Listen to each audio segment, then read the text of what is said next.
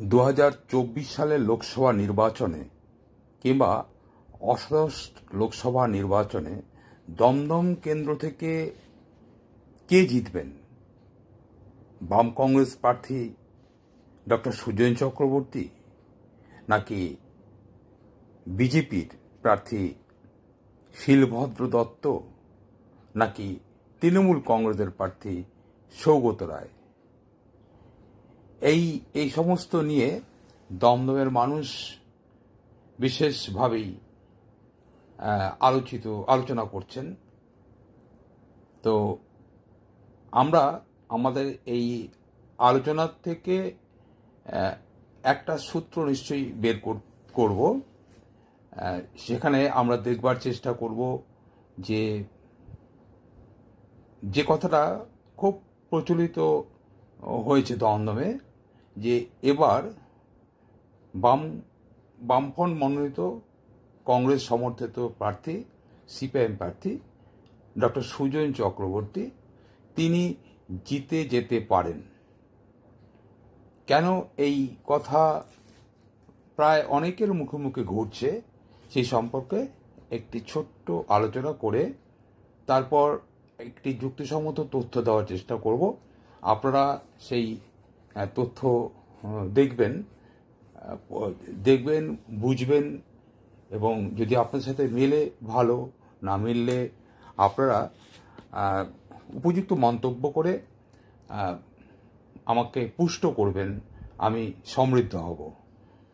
তো প্রথমে এই দমদম কেন্দ্রকে কেন আলাদাভাবে এবার ডক্টর সুজয় চক্রবর্তীর ক্ষেত্রে ভাবা হচ্ছে, সেই প্রেক্ষিত আলোচনা করবার আগে সারা পশ্চিমবঙ্গ তথা সারা ভারতবর্ষে যে পরিপ্রেক্ষিতে নির্বাচন অনুষ্ঠিত হচ্ছে, অষ্টাদশ লোকসভা নির্বাচন, সেই সম্পর্কে কয়েকটি কথা প্রথমে বলতেই হবে।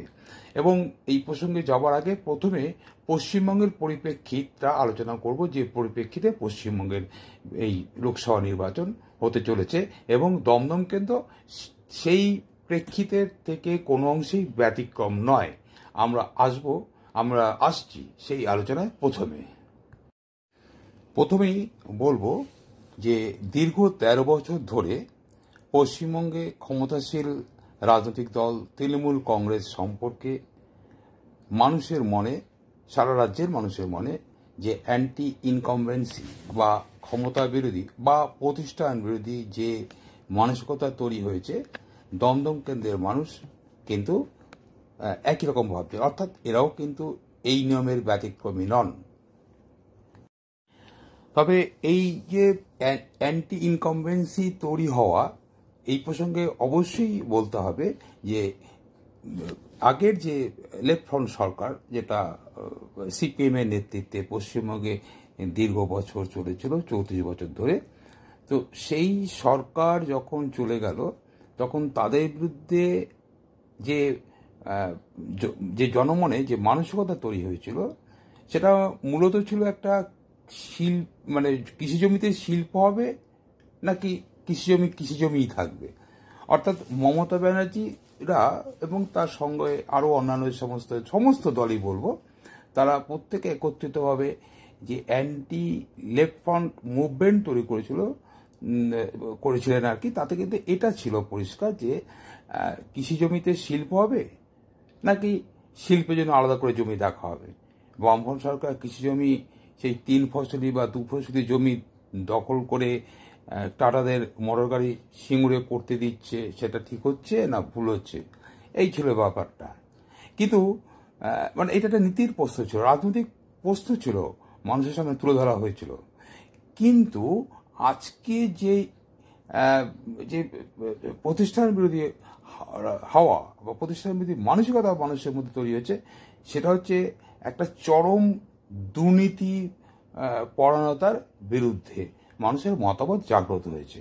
অর্থাৎ কেউ কিন্তু, যেমন একটা যে সিপিএম এর তরফ থেকে বা বামফ্রন্টের তরফ থেকে স্লোগান তোলা হয়েছে, চোর ধরো জেল ভরো। এই যে একটা বিচ্ছিরি শব্দ, বিচ্ছিরি স্লোগান, এবং এটা মানুষ কিন্তু আত্মস্থ করেও নিয়েছে, এবং ঘটনা তো সত্য, তাই হয়েছেও তাই।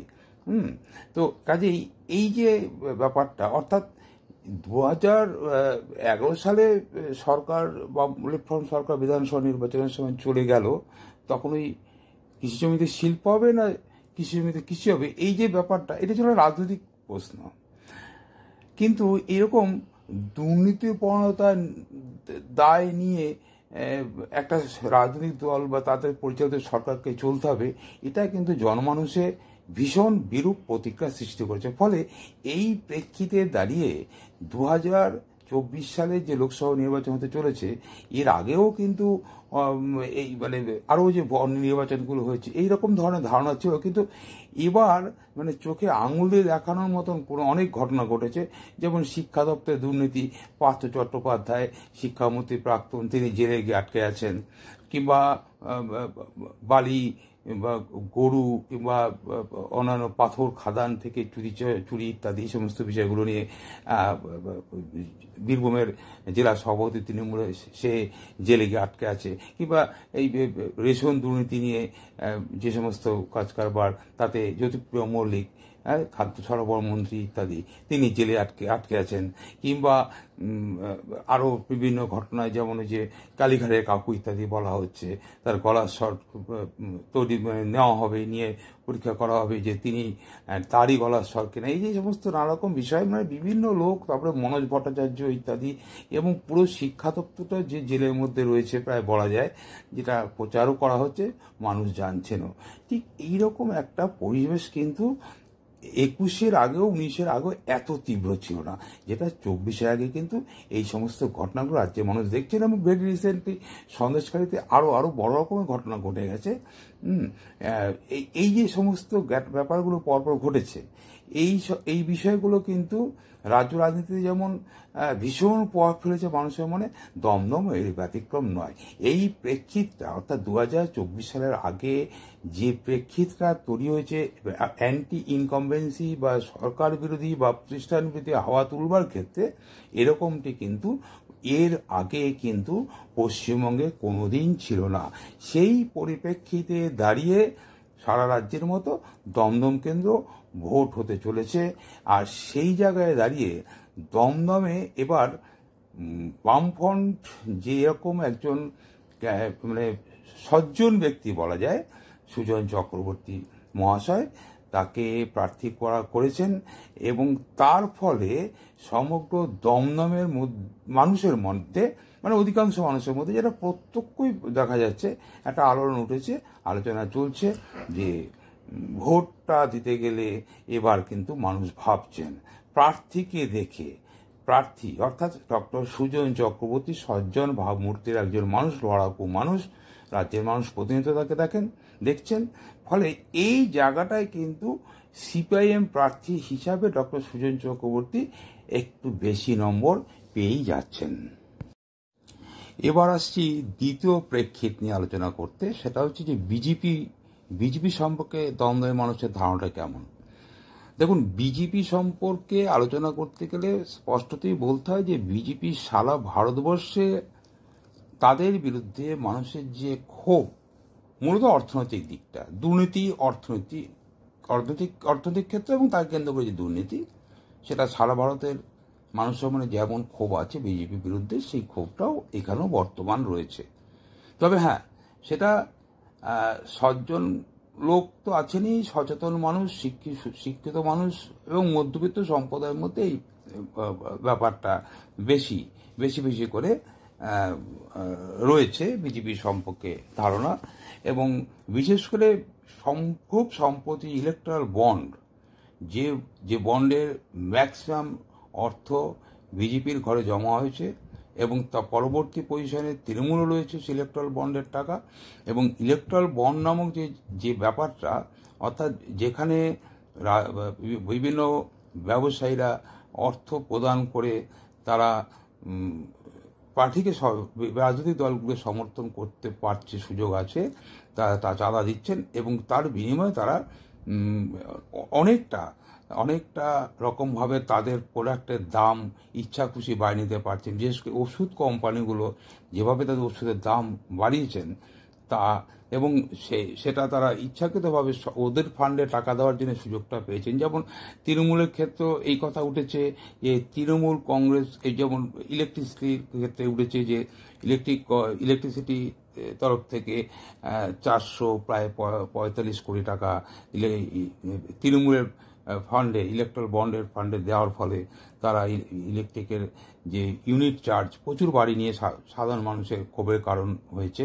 তো এই ঘটনা অর্থাৎ বিজেপি এবং তৃণমূল সম্পর্কে এই একই রকম অর্থনৈতিক বা এই দুর্নীতিমূলক যে ব্যাপার, এই ব্যাপারটা নিয়ে তাদের বিরুদ্ধে যে মানসিকতা সেটা রয়েছে। অর্থাৎ বিজেপির বিরুদ্ধে নানান দুর্নীতির মধ্যে ভেরিয়েশন ইলেকট্রাল বন্ডের ব্যাপারটা চলে এসেছে। পশ্চিমবঙ্গ তথা ভারতবর্ষের সর্বত্রই বিজেপির বিরুদ্ধে যে অভিযোগ উঠেছে যে কর্মসংস্থানের প্রশ্নে তাদের কোনো রকম চিন্তা নেই এবং লাখ লাখ পদ, শূন্য পদ সেন্ট্রাল গভর্নমেন্টের পড়ে রয়েছে, রেলে প্রচুর পদ পড়ে রয়েছে, সেগুলোকে পূর্ণ করা দূরের কথা, সেগুলোকে বরং সরকারি প্রতিষ্ঠানগুলোকে বেসরকারীকরণ করে দিচ্ছে বিজেপি। এইটা মধ্যবিত্ত, শিক্ষিত মধ্যবিত্ত এবং অনেক নিম্নবিত্তের মধ্যেই ধারণা রয়েছে, বিজেপি বিরুদ্ধ মানসিকতা তৈরি করেছে। আর অনুরূপ ঘটনা তৃণমূলের ক্ষেত্রেও ঘটেছে, তৃণমূল সরকারের কাছে বিরুদ্ধে ঘটেছে যে তারাও কিন্তু উপযুক্ত কর্মসংস্থান ব্যবস্থা করতে পারছে না।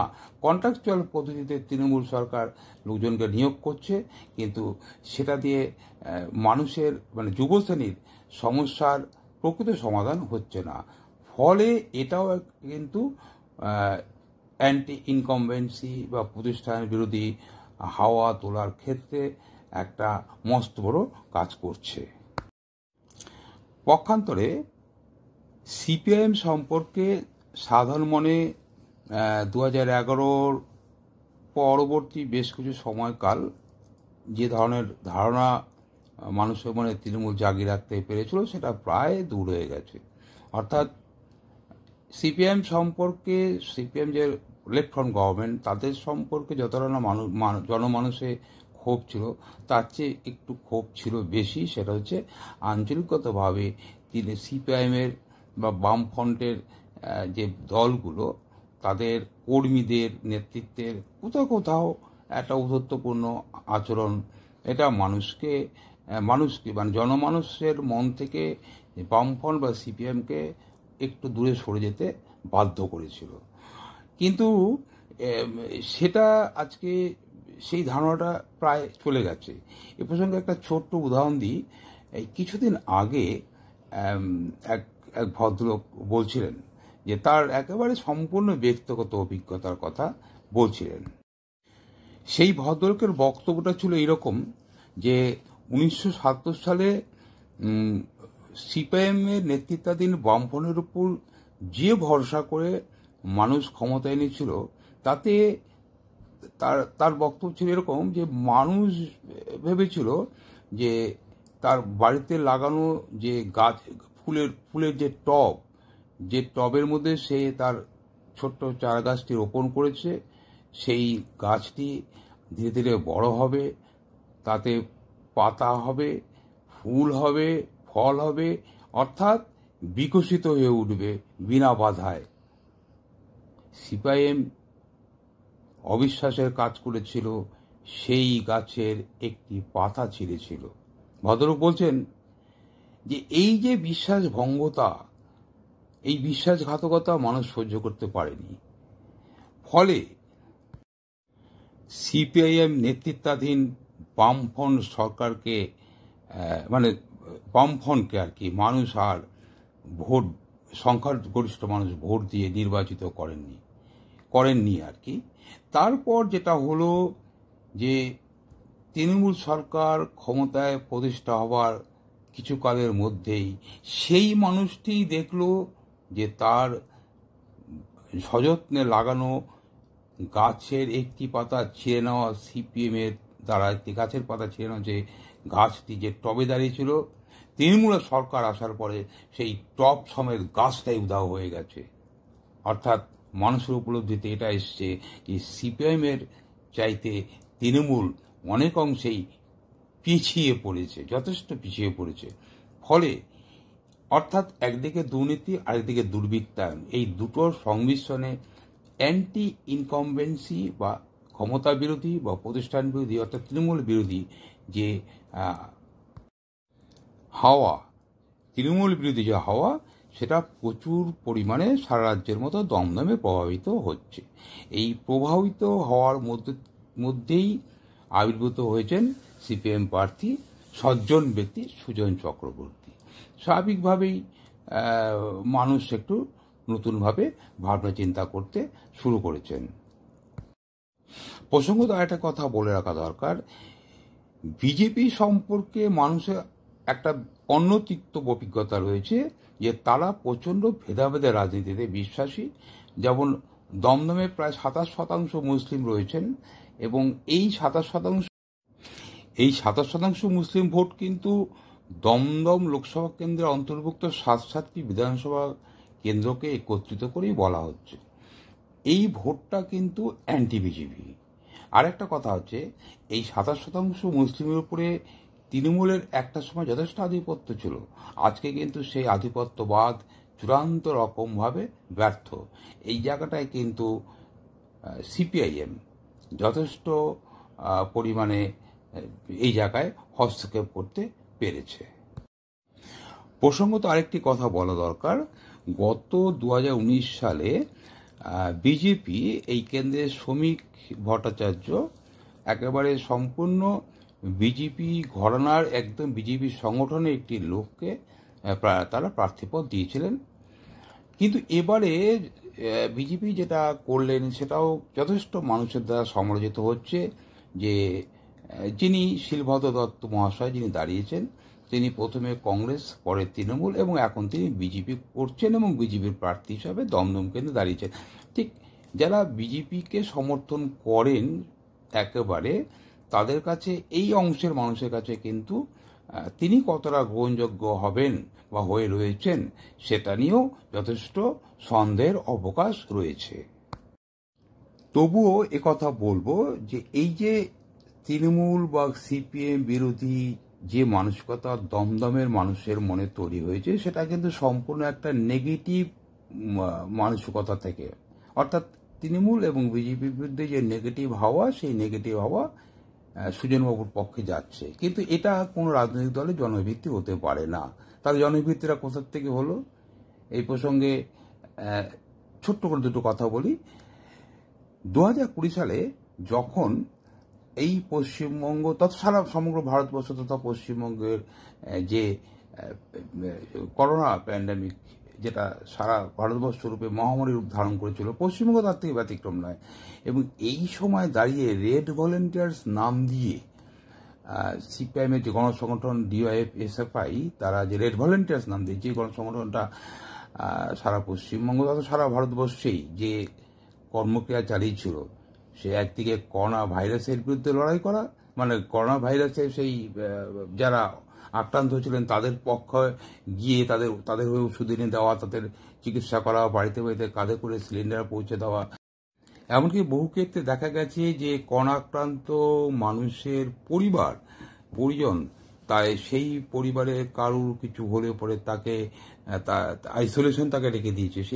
সেই জায়গায় ঢুকে গিয়ে নির্ভয় সেই রেড ভলেন্টিয়ার্সের কর্মীরা তাদের সহযোগিতা করেছে।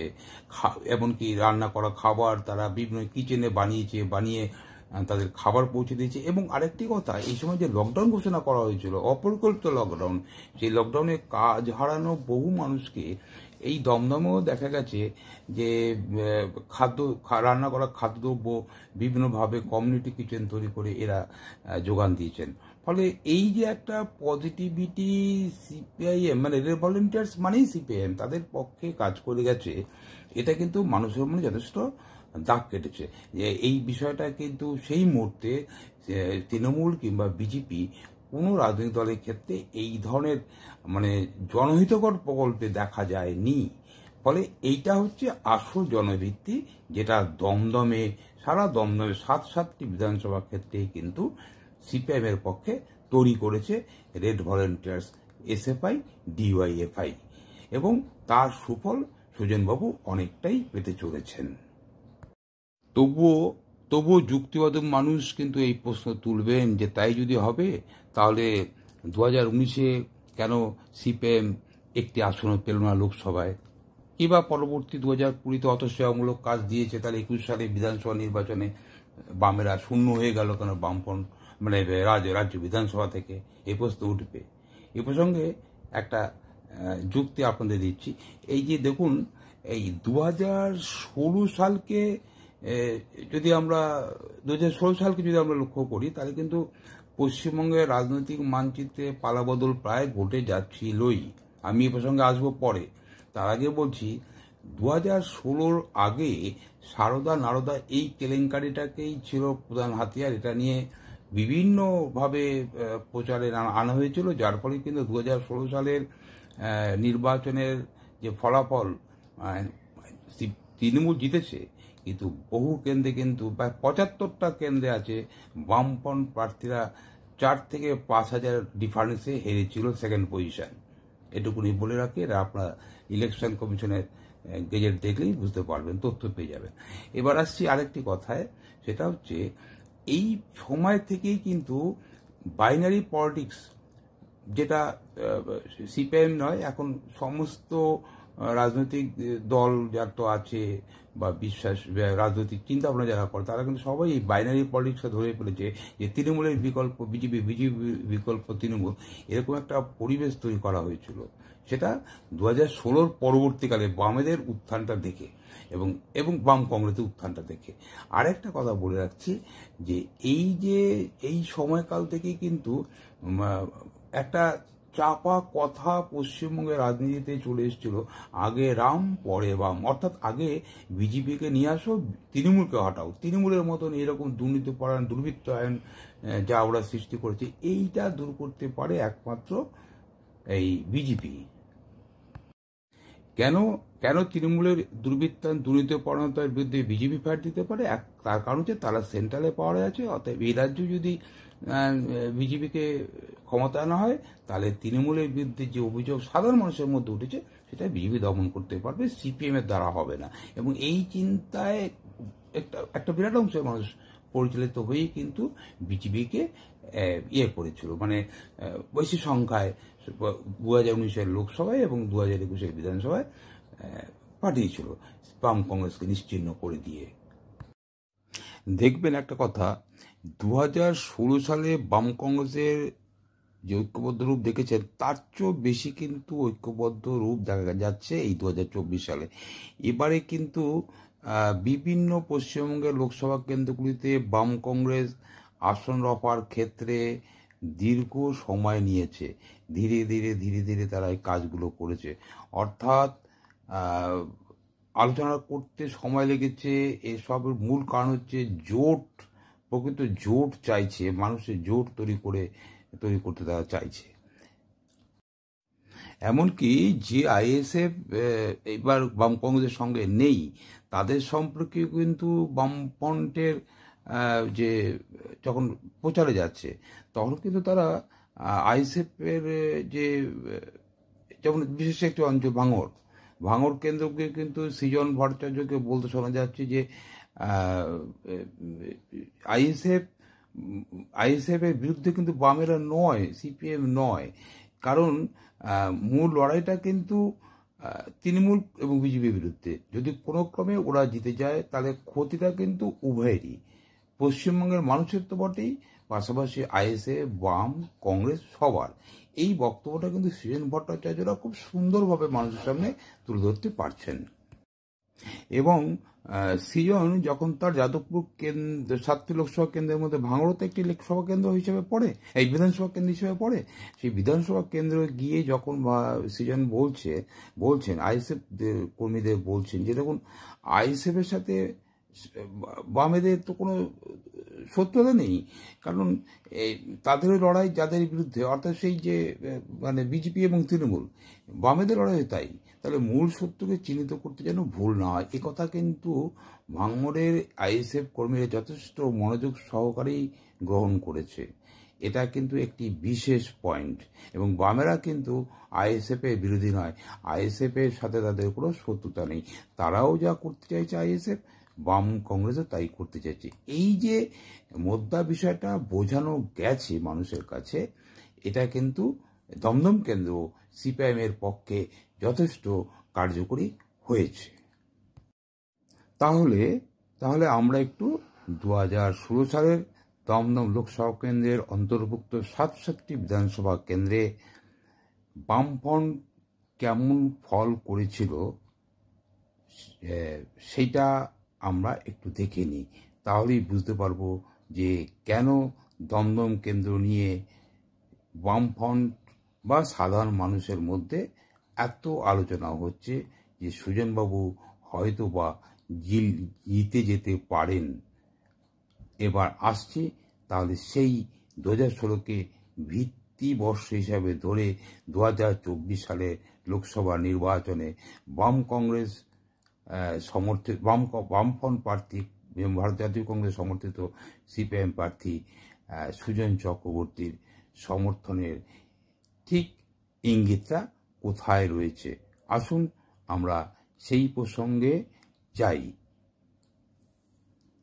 আসুন আমরা চটপট দেখে নিই দমদম লোকসভা কেন্দ্রের 67টি বিধানসভা কেন্দ্রে 2016 সালে ফল কেমন হয়েছিল।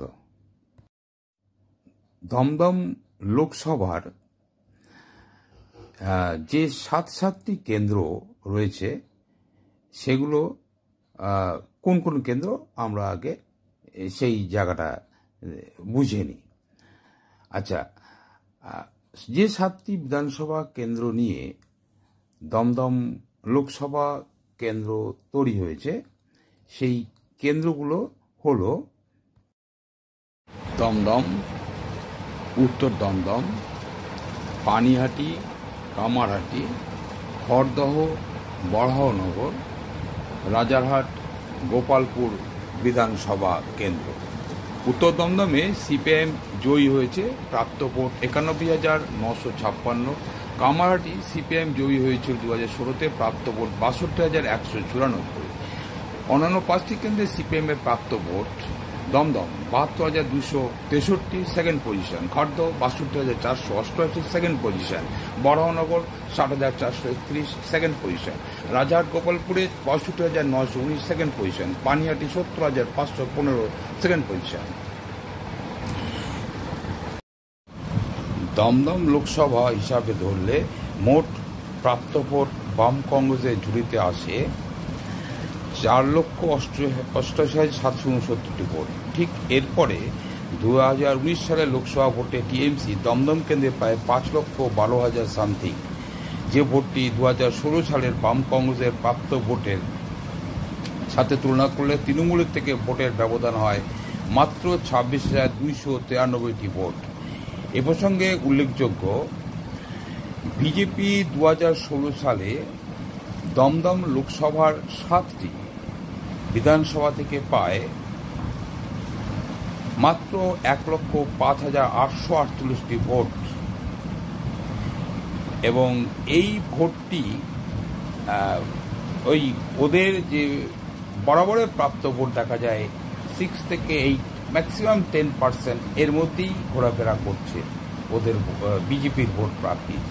অতএব ঠিক মতন বাম কংগ্রেস জোট যদি ঠিক মতন প্রতিদ্বন্দ্বিতার জায়গায় থাকে, তাহলে বিজেপি বামফ্রন্ট আমলে যে অবস্থানে ছিল প্রাপ্ত ভোট শতাংশের হিসাবে, ঠিক সেই জায়গায় চলে যেতে বাধ্য।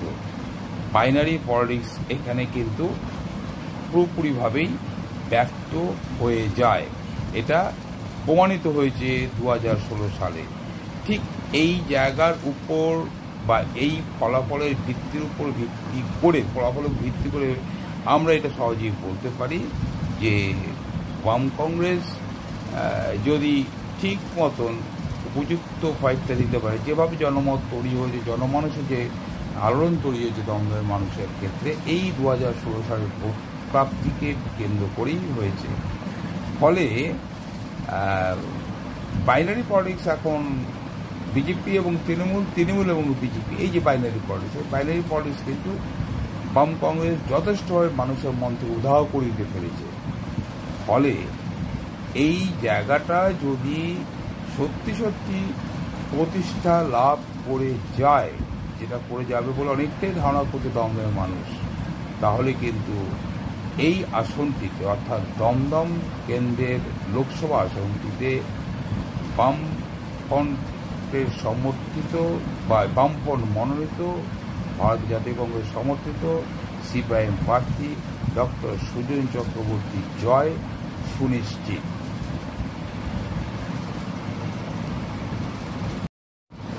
জনমানুষের দমদমে জনমানুষের এই চাহিদার কথা মাথায় রেখেই দমদমের বামফ্রন্টের কর্মী সমর্থকরা এবং তাদের সহযোগী এক বিশাল অংশের যুবশ্রেণী মাতোয়ারা হয়ে উঠেছে দমদম কেন্দ্র পুনরুদ্ধারের জন্য।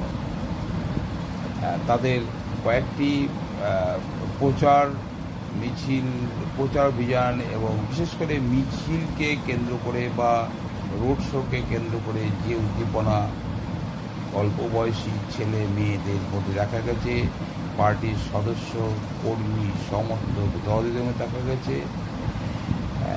তা কিন্তু অভূতপূর্ব। দমদমে এর আগেও অনেক ভোট হয়েছে, লোকসভার ভোট হয়েছে, সিপিআইএম জিতেছে, বিধানসভার ভোট হয়েছে, সিপিআইএম জিতেছে, এবং কিন্তু দেখা যাচ্ছে যে এবার 2024 সালে বামফ্রন্টের সমর্থক কর্মী বাহিনী দরদি তাদের মধ্যে যে উৎসাহ উদ্দীপনা দেখা যাচ্ছে, এরকমটি এর আগে দেখা গেছে বলে মনে হয় না। যদিও আগের যুগ থেকে এই যুগের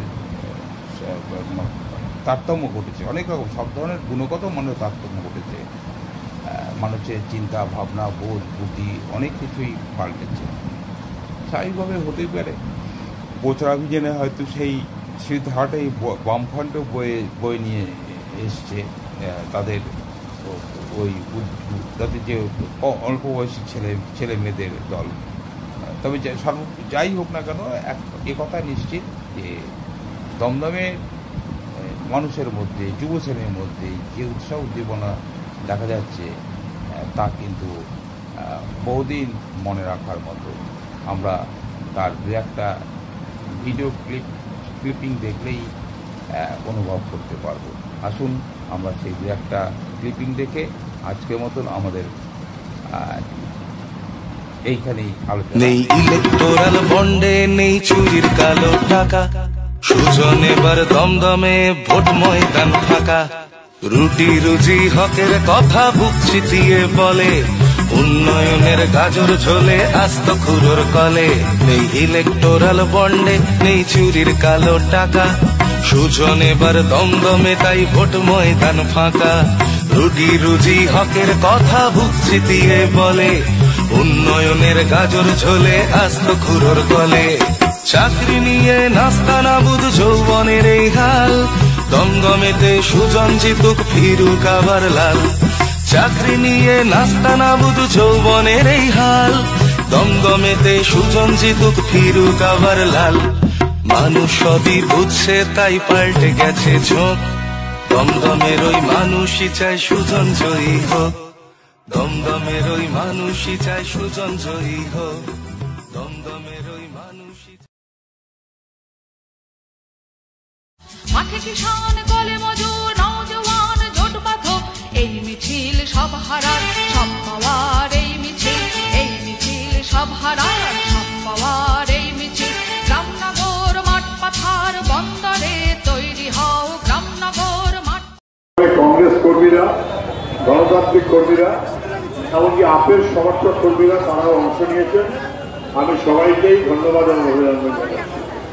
বিমানদা আছেন, বিমানদা বলবেন। আমার ধারণা রেখাদি আছেন, পলাশ আছেন, রিয়াইনা কতক্ষণ চালাবে তোমরা, আমি সবাইকে শুভেচ্ছা জানাই। আমার একদম দুটো কথা, সবাই টের পেয়েছেন। আমাদের শরীরে, ভারতের বর্ষের মানুষের শরীরে 160 কোটি কোভিশিল্ডের ভ্যাকসিন গেছে। ভ্যাকসিন কোম্পানির কাছ থেকে দিল্লির বিজেপি ইলেকট্রাল বন্ডে কোটি কোটি টাকা নিয়েছে। আর এখন প্রমাণিত হচ্ছে যে আমরা তখন বলেছিলাম কোভিশিল্ডের 500 প্রতিক্রিয়ায় রক্ত জমাট বেঁধে স্ট্রোক হয়ে মানুষ মারা গেছে এই পর্যন্ত গল্প আমরা যা বলেছিলাম স্পষ্ট হয়ে গেল। ভ্যাকসিন কোম্পানির কাছ থেকে টাকা খেয়ে ভ্যাকসিন মানুষের মধ্যে তার মধ্য দিয়ে মানুষের শরীরে বিষ ঢুকিয়েছে বিজেপি। এটা না বোঝার আমাদের কোনো কারণ নেই। এর হেস্তনেস্ত আমাদের করতেই হবে। দেশের যারা শত্রু, মানুষের যারা শত্রু, তারা রাজ করবে, তা হতে পারে না। ঠিক তেমনি হবেই আজকেই দেখেছেন বিদ্যুতের খরচ তো বাড়ছিলই, এবারে আমাদের না বুঝতে দিয়ে বিদ্যুতের স্ল্যাব কমিয়ে দেওয়ার মধ্য দিয়ে প্রতিটি পরিবারের উপরে বিদ্যুতের বাড়তি বোঝা চাপ সৃষ্টি করলো রাজ্যের সরকার। আমাদের না বোঝার কোনো কারণ নেই, তার বিরুদ্ধে বিহিত আমাদের করতেই হবে। মানুষের স্বার্থেই সে বিহিত, এর কোনো বিকল্প হতে পারে না। ইলেকট্রাল বন্ডে টাকা নিয়েছে বিজেপি সবচাইতে বেশি, দ্বিতীয় সবচাইতে বেশি টাকা নিয়েছে তৃণমূল।